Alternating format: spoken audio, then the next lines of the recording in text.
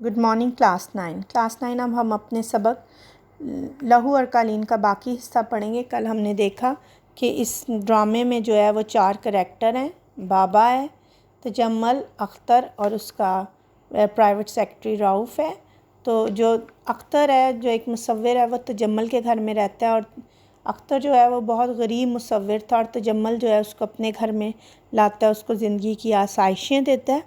और फिर एक दिन जब उसकी तस्वीर को अव्वल इनाम मिलता है और वो अपने घर में एक बहुत बड़ी दावत रखता है, तो अख्तर जो है वो उसका घर छोड़ने के लिए बज़िद्द है। वो कहता है कि मैं आपका घर छोड़ के चला जाऊंगा।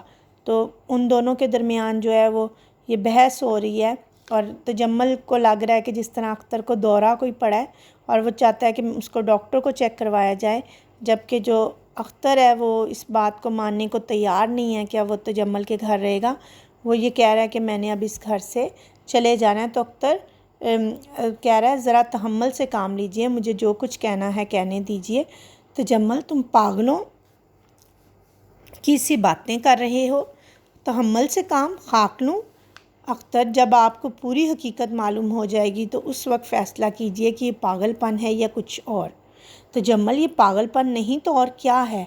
आखिर गुज़श्ता 2 साल से तुम मेरे मेहमान हो। इस दौरान मैंने तुमसे कई तस्वीरें बनाई हैं जो शहर के मुअज़्ज़ज़ लोगों की कोठियों में आवेज़ा हैं। आवेज़ा होता है हैंग की हुई हैं। इनमें से अक्सर मैंने तोहफ़तन अपने दोस्तों को दी हैं। ये सब की सब तुम्हारी हैं, तुम्हारी अपनी तख्लीक हैं। तख्लीक तुम्हारे हाथ की बनाई हुई चीज़ है। लेकिन आज तुम कह रहे हो इनमें से एक भी मेरी नहीं। कोई और सुनेगा तो क्या कहेगा। अख्तर, मुझे इसकी परवाह नहीं कि कोई और सुनेगा तो क्या कहेगा। मेरे लिए ये कशमकश नाकाबिले बर्दाश्त है। कहते हैं ये उलझन में हूँ और मेरे लिए ये काबिल बर्दाश्त है।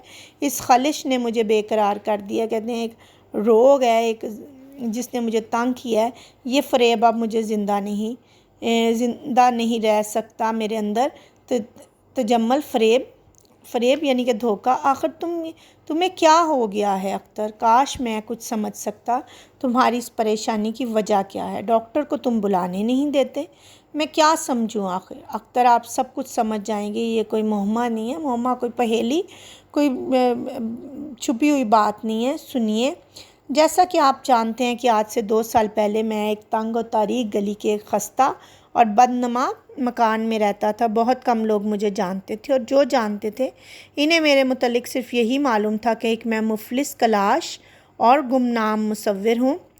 मैंने बेशुमार तस्वीरें बनाई थी, मगर वो तमाम की तमाम कबाड़ियों या नीलाम घरों में पहुंचकर कोड़ियों के भाव बिक चुकी थी।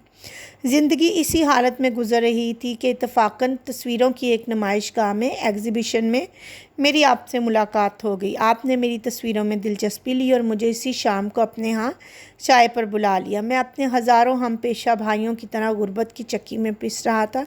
ये कोई ऐसी बात ना थी जो छुपी रह सकती। आपने मेरी हालत का अंदाज़ा लगा लिया और इस बात पर इसरार किया और बज़िद हो गए कि मैं अपने गुर्बत कदा से निकल कर आपके यहाँ आ जाऊँ, कि मैं अपने गरीब खाने से निकलूँ और आपके घर रहूँ ताकि इत्मीनान के साथ फ़न की खिदमत कर सकूँ। आपने मेरे लिए एक कमरा वक्फ़ कर दिया। कहते हैं एक कमरा आपने मुझे दे दिया और मुझे ज़िंदगी की ज़रूरियात से बेनियाज कर दिया, बिल्कुल जो है वो गाफिल कर दिया। तजम्मल, इन बातों के ज़िक्र की क्या ज़रूरत है।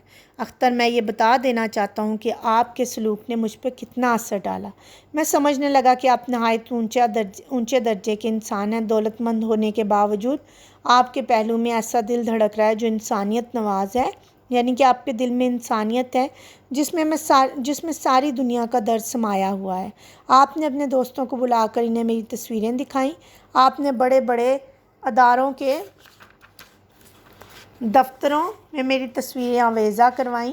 आपने मेरी शोहरत के लिए मेरी तख्लीक़ात रसाइल और जराइद में, रसाले की जमा रसाइल और जरीदे की जमा जराइद है, में छपवाईं। सचमुच इस वक्त आप मेरी नज़रों में एक देवता थे, एक फ़रिश्ता, एक ऐसी हस्ती जिसकी तारीफ़ हमारे किस्सों और कहानियों में की गई।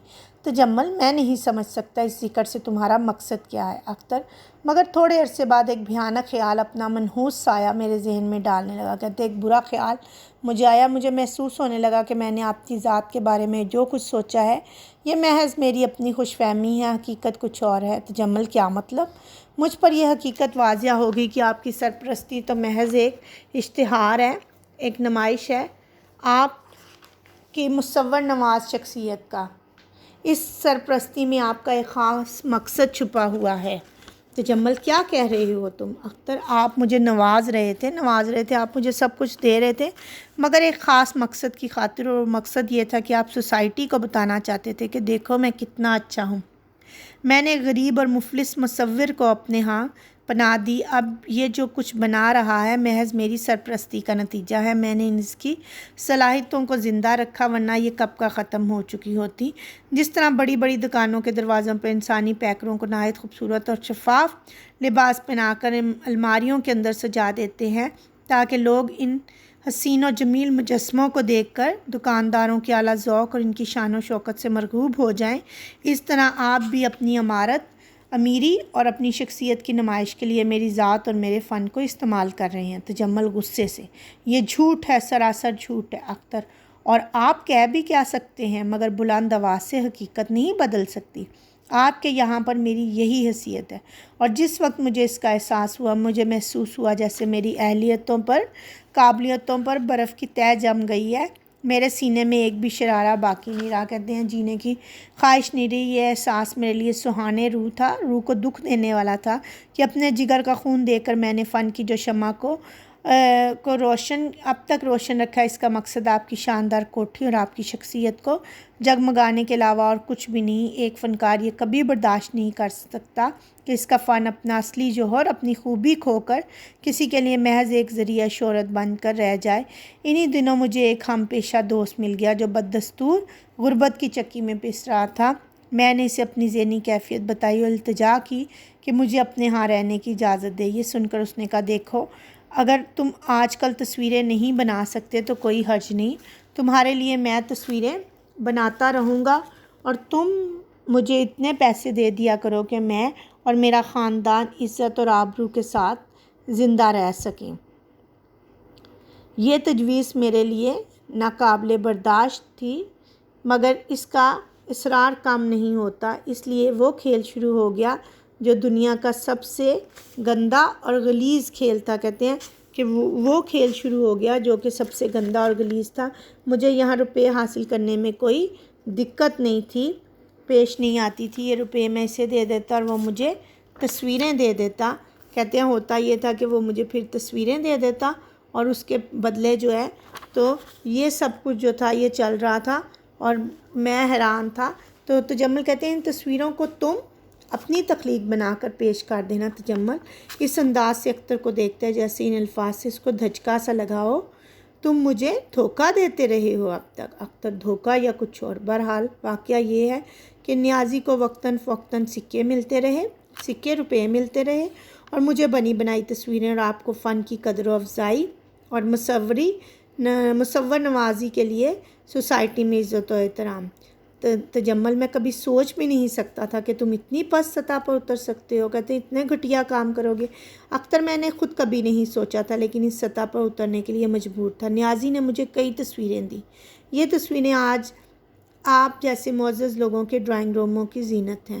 وہ پہلے کی طرح مفلس نہیں تھا، وہ اپنی بہن کی شادی کر چکا ہے، اسے روٹی اور کپڑے کی بھی تکلیف نہیں، اب مالک مکان بھی اسے پریشان نہیں کرتا، مگر میں جانتا ہوں کہ اس کی دل کی کیا کیفیت ہے۔ اپنی اولاد کو چند سکوں کی عوض دوسرے کو سونپ دینا ایک ایسا تکلیف دہ واقعہ ہے جس کا اندازہ آپ نہیں لگا سکتے۔ آج جب اس نے سنا ہوگا کہ اس کی بنائی ہوئی تصویر اول انعام کی مستحق قرار پائی ہے تو اس کی کیا حالت ہوئی ہوگی، وہ کیا سوچے گا۔ میں اس تصور ہی سے کام جاتا ہوں۔ تجمل تو اب تک تم نے ہمیں دھوکے میں رکھا، اپنی نالائکی چھپاتے رہے، میں نے اتنی آسائشیں بیکار مہیا کی۔ اختر آپ ان کی قیمت وصول کر چکے ہیں، ہمیشہ کی طرح اس سودے میں آپ ہی کو فائدہ ہوا ہے۔ تجمل اس قدر فریب دینے کے بعد اپنے محسن کو جلی کٹی سناتے تمہیں شرم نہیں آتی؟ تجمل اس قدر اختر مجھے شرم کیوں آئے گی؟ شرم تو آپ لوگوں کو آنی چاہیے جو بلندیوں پر پہنچنے کے لیے ہزاروں انسانوں کو اپنی سیڑھی بنا لیتے ہیں، جو ایک فنکار کی سرپرستی بھی کرتے ہیں تو اپنے مطلب کے لیے۔ تجمل اپنے گریبان میں منہ ڈال کر دیکھو تم کیا ہو، احسان فراموش، چور، مجرم۔ اختر میں سب کچھ ہوں، مگر تم کیا ہو یہ بھی تو کہو۔ تجمل میں اور ہاں تم بتاؤ، خاموش کیوں ہو، بتاتے کیوں نہیں؟ دوسروں کے جرم دیکھ لیتے ہو، دوسروں کو مجرم کہتے ہو، مگر اپنے متعلق کچھ نہیں کہتے۔ بتاؤ کون ہو تم؟ رؤف آتا ہے۔ دونوں خاموش ہو جاتے ہیں۔ وہ خبر بالکل درست ہے جناب، پہلا انعام اختر صاحب ہی کو ملا ہے۔ یہ رہا اخبار۔ بغل سے اخبار نکالتا ہے اور آپ دونوں کو اس حالت میں دیکھ کر حیران ہو جاتے۔ تجمل تم جاؤ اس وقت۔ رؤف بہتر جناب۔ رؤف دروازے کی طرف جانے لگتا ہے، پھر ٹھہر جاتا ہے۔ او یاد آ گیا مسٹر اختر، آپ کا کوئی واقف کا رستے میں ملا تھا، اس نے ایک پیغام دیا ہے آپ کے نام۔ آپ کا کوئی مصور دوست تھا نیازی اختر؟ ہاں، کیا ہوا اسے جلدی بتاؤ۔ رؤف افسوس، آج صبح اس نے خودکشی کر لی۔ خودکشی؟ رؤف جی، ہسپتال جانے سے پہلے مر چکا تھا۔ اختر تجمل سے، سنا تم نے؟ ابھی پوچھ رہے تھے میں کیا ہوں، اب تو تمہیں معلوم ہو گیا تم کیا ہو، تم قاتل ہو، یہ قتل تم نے کیا ہے۔ تجمل غصے سے گرج کر، بکواس بند کرو۔ اختر قانون تمہیں کچھ نہیں کہے گا، مگر انسانیت کی نظر میں تم قاتل ہو۔ تم نے 2 قتل کیے، ایک مصور کے فن کو موت کے گھاٹ اتارا ہے اور دوسرے مصور کی جان لی ہے۔ یہ قتل نہیں تو اور کیا ہے؟ اور قتل کیا ہوتا ہے؟ تجمل نکل جاؤ یہاں سے کمینے، پاجی احسان فراموش، پاجی گناہگار۔ اختر میری زبان رک نہیں سکتی، میں چیخ چیخ کر کہوں گا، دیکھو لوگو، یہ قاتل ہے، اس کے ہاتھ خون میں رنگے ہوئے ہیں، یہ سوسائٹی کا خوفناک مجرم ہے۔ تجمل رؤف کھڑے کیوں ہو؟ اس پاجی کو دھکے دے کر نکالو۔ کہتے یہ جو پاگل گناہگار ہے اس کو دھکے دے کر نکالو، لے جاؤ اسے پاگل خانے میں، پولیس کو ٹیلی فون کرو، یہ پاگل ہو گیا ہے، خطرناک پاگل ہے۔ رؤف اختر کو دھکے دے کر باہر نکالنے لگتا ہے۔ اختر چیخ چیخ کر کہہ رہا ہے، تم قاتل ہو، تم نے قتل کیا ہے، میں خاموش نہیں رہوں گا۔ یہ آواز آہستہ آہستہ ڈوبنے لگتی ہے۔ تجمل دائیں ہاتھ کی انگلیوں سے پیشانی کا پسینہ پونچھتا ہے، پردہ گرتا ہے۔ Thank you.